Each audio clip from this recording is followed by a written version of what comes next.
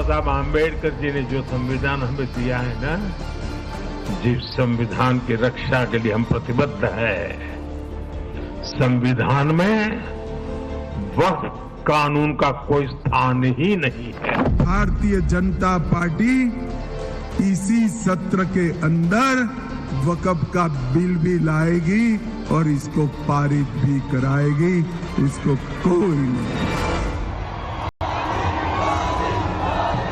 तो अब ये करीब करीब साफ हो गया है कि वक्फ बिल न लटकेगा, न अटकेगा, न भटकेगा, क्योंकि चुनाव में मोदी का ऐसा जलवा दिखा है, मैंडेट ऐसा जबरदस्त मिला है कि कहा अब यही जा रहा है कि मोदी अब 4 जून वाले कमजोर पीएम मोदी नहीं रहे।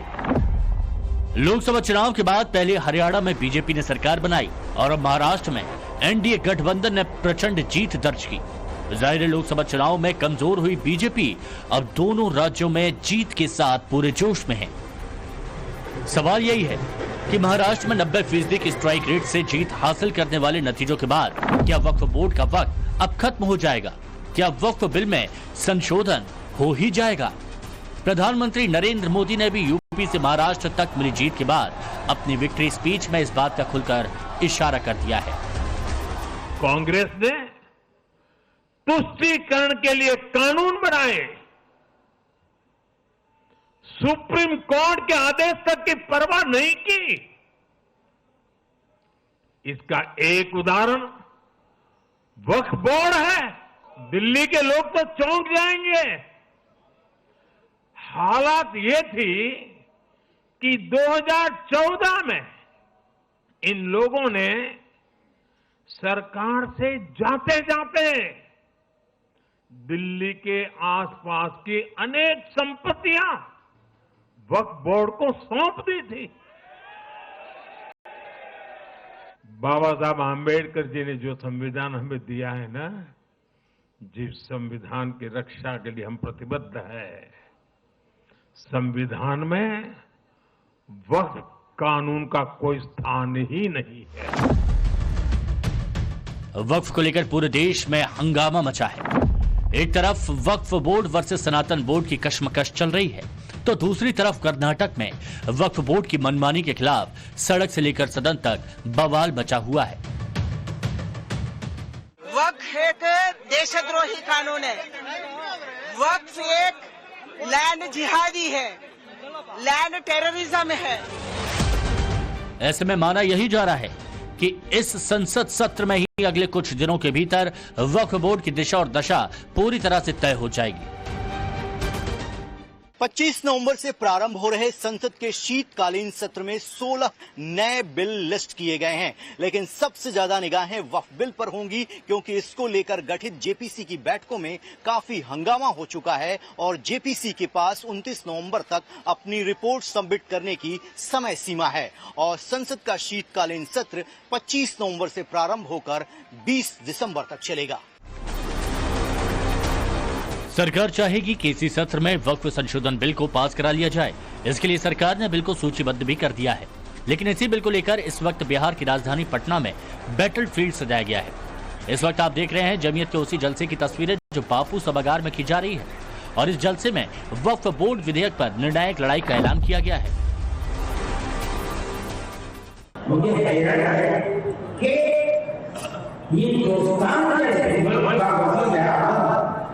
ऐसी बात है, अरे बाबा क्या दस्तूर के अंदर क्या नमाज का जिक्र आएगा दस्तूर के अंदर? कल तो खड़े हो कह दो कि नमाज का जिक्र दस्तूर में नहीं है, इसलिए नमाज नहीं पढ़ना। ज़कात दस्तूर में नहीं है, ज़कात नहीं है। अल्लाह मुल्क का बहुत बड़ा वही और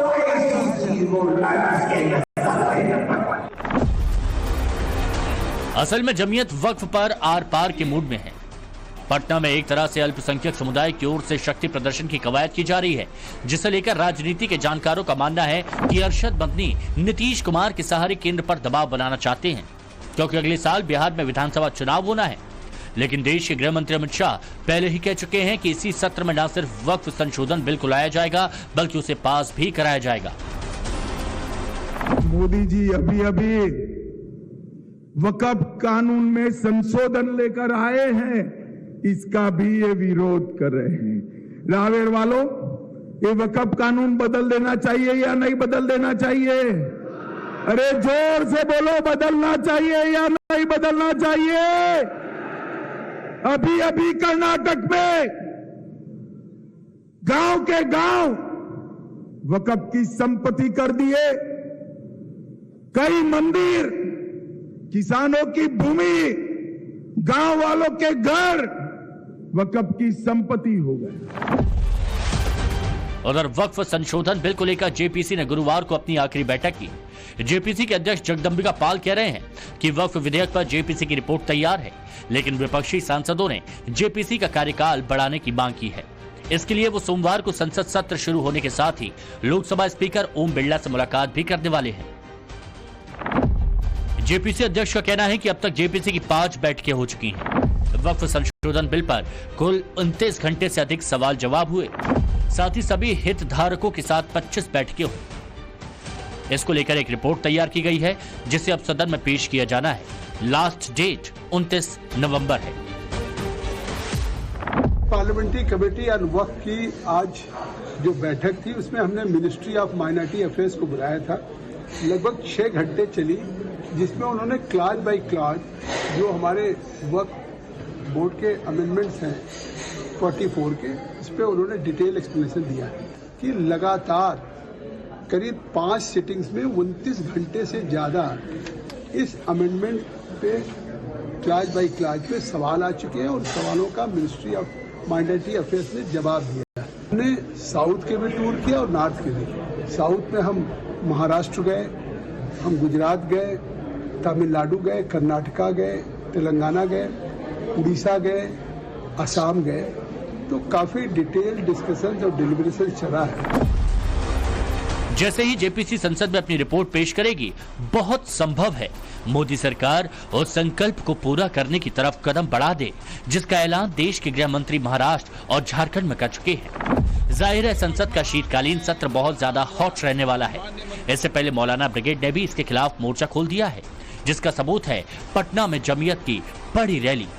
मकसद एक ही है, वक्फ बोर्ड के समर्थन में लामबंदी करना और केंद्र सरकार के फैसले से नाराजगी जाहिर करना। लेकिन सवाल यह है कि ये नाराजगी कितना असर दिखाएगी। आंकड़ों के अनुसार देश भर में भारतीय सेना और रेलवे के बाद वक्फ बोर्ड के पास सबसे अधिक संपत्ति है। पूरे भारत में आंकड़ों पर गौर करेंगे तो 8 लाख एकड़ से अधिक संपत्ति वक्फ बोर्ड के पास है। इसमें भी उत्तर प्रदेश इस मामले में देश में नंबर 1 है। मथुरा के शाही ईदगाह से लेकर वाराणसी के ज्ञानवापी मस्जिद तक, यहां तक लखनऊ का राजभवन भी वक्त की संपत्ति पर बना है। वक्फ संपत्तियों पर विवाद को लेकर यूपी के सीएम योगी ने वक्फ नीति में बदलाव किया, जिसमें 1952 तक दर्ज संपत्ति पर ही वक्फ का दावा मान्य होगा। भारतीय जनता पार्टी की डबल इंजन सरकार जहां भी है, वहां न लब जिहाद हो सकता है, न लैंड जिहाद हो सकता है। और अगर कोई करने का दुस्साहस करता है तो मान करके चलिए कि जो भी लब जिहाद और लैंड जिहाद करेगा, मान करके चलिए कि उसने जहन्नुम का अपना टिकट काटना है। सालों से चली आ रही वक्फ बोर्ड की मनमानी के खिलाफ मोदी सरकार फाइनल एक्शन की तैयारी में है, तो इसे लेकर मुस्लिम वोटों की राजनीति करने वाले मौलाना और सियासतदान गली गली नैरेटिव सेट करने में लगे हैं और कह रहे हैं कि मोदी सरकार एंटी मुसलमान है। हालांकि अब वक्फ के खिलाफ हिंदू धर्मगुरुओं ने भी मोर्चा खोल दिया। ये तस्वीरें 16 नवंबर की, जब दिल्ली में हिंदू धर्मगुरुओं की धर्म संसद लगी, जिसमें अयोध्या, काशी से लेकर मौजूदा दौर में हिंदुओं के हालात का जिक्र किया गया। हालांकि सबकी जुबान पर सनातन बोर्ड को लेकर बहुत ज्यादा जोर रहा। वक्फ बोर्ड के खात्मे की वकालत की गई। विश्व के किसी देश में मुस्लिम वक्फ बोर्ड नहीं है। भारत में क्यों? भारत में मुस्लिम वक्फ बोर्ड क्यों?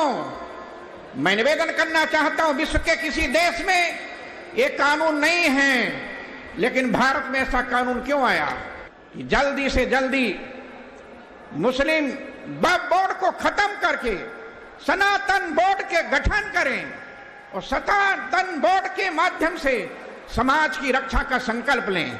जब तक हम लोग इस संकल्प को पूरा नहीं करते हैं तब तक हम लोगों का यह आंदोलन चलता रहेगा। या तो वक्फ बोर्ड मिटाते रहेंगे अथवा सनातन बोर्ड। अब कह रहे होंगे कई लोग कि आप वक्फ बोर्ड से जलते हो ना, हम वक्फ बोर्ड से नहीं जलते, हम तो संविधान का सम्मान करना चाहते हैं। कुछ लोगों ने 1954 में संविधान का अपमान किया था, जिन्होंने वक्फ बोर्ड बना दिया और सनातन बोर्ड नहीं बनाया। सनातन बोर्ड बनेगा तो संविधान का सम्मान होगा, संविधान का सम्मान। जब तक सनातन बोर्ड का गठन नहीं हो जाएगा तब तक शांत नहीं बैठेंगे। याद रखिए, न पद चाहते हैं न प्रतिष्ठान चाहते हैं, हम तो सुरक्षित बस हिंदुस्तान चाहते हैं।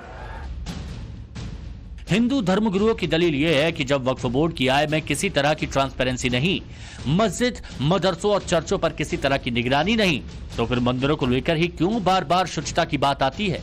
इसीलिए हिंदू धर्मगुरु वक्फ बोर्ड के बरक्स सनातन बोर्ड बनाने की मांग कर रहे हैं। हम भारत सरकार से चाहेंगे, जब वक्फ बोर्ड हो सकता है तो सनातन हिंदू बोर्ड क्यों नहीं हो सकता है, और मंदिरों को उनके अधीन करके षड्यंत्र रचने वाले, प्रपंच रचने वाली सभी ताकतों पर तत्क्षण रोक लगाकर हिंदू बोर्ड बनाए जाने की हम पूर्ण रूप से मांग कर रहे हैं।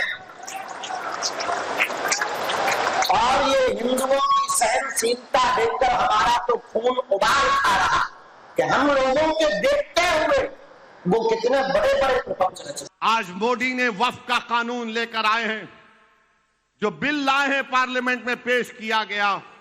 मैं बता रहा हूं आपको जिम्मेदारी के साथ, अगर खुदा ना खास्ता लाखों बार वो बिल कानून बनेगा तो फिर हमारी मस्जिदें छीन ली जाएंगी, दरगाहें छीन ली जाएंगी, कब्रिस्तान को खत्म कर दिया जाएगा, ईदगाहें नहीं बरकरार रहेंगी।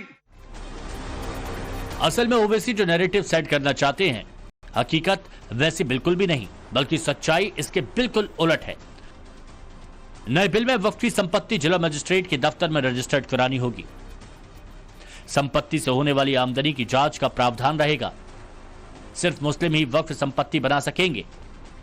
वक्फ बोर्ड में राज्यसभा और लोकसभा के 3 सांसद होंगे। वक्फ बोर्ड में कम से कम 2 मुस्लिम महिला सदस्य होंगी। संशोधन के बाद विवाद की स्थिति में कोर्ट में अपील की जा सकेगी। यानी एक तरह से कहें तो वक्फ की बेहिसाब मनमानी पर रोक लग जाएगी। जिस जमीन को चाहा उसे वक्फ की संपत्ति घोषित करना आसान नहीं रहेगा, और यही मुस्लिम नेताओं की चिंता का सबब है।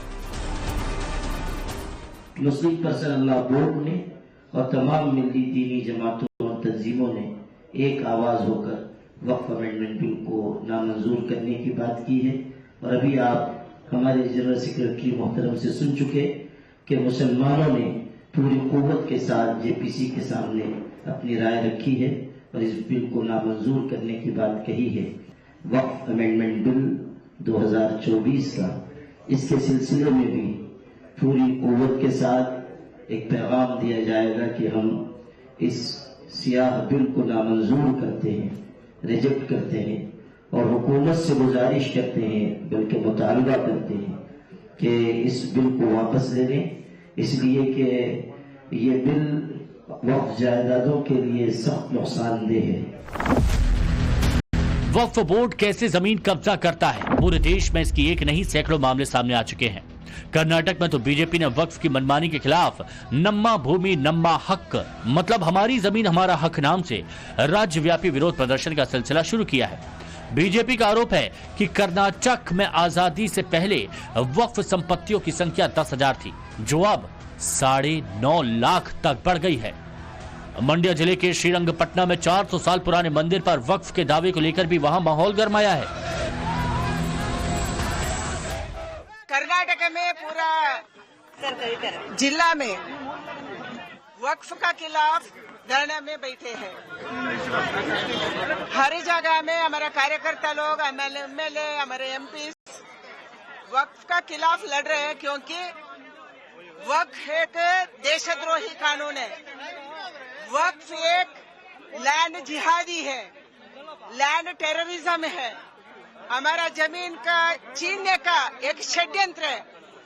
इसके खिलाफ हम लड़ते रहेंगे, आज भी लड़ रहे हैं, आगे भी लड़ेंगे। एंड जरूर पार्लियामेंट का अंदर कानून लाने के लिए सरकार को शक्ति भी देंगे हम। अब जो हालात बन रहे हैं वो वक्फ पर नई तारीख लिखे जाने की तरफ इशारा कर रहे हैं, क्योंकि मोदी जो कहते हैं वो करती हैं।